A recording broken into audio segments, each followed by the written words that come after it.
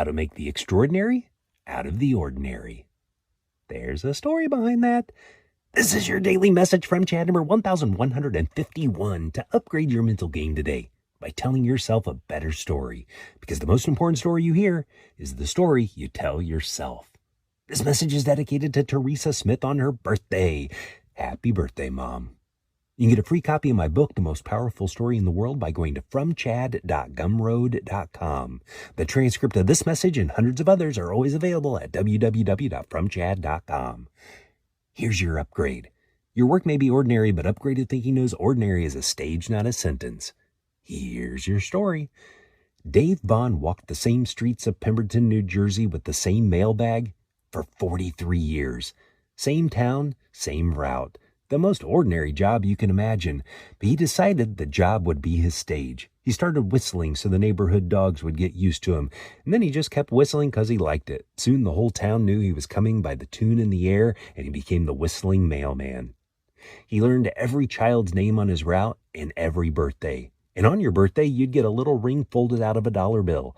Each month, he showed up in a rotation of costumes. A pilgrim at Thanksgiving, red, white, and blue for the holidays. He grew out his beard every fall so that by December, he'd be a real Santa walking mail up your driveway.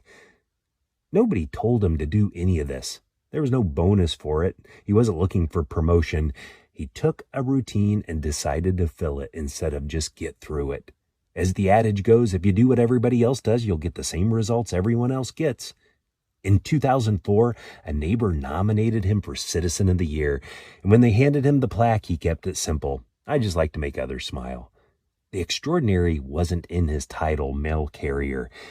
It wasn't part of his salary. It was in the small, almost playful decision he made every single morning to add something extra.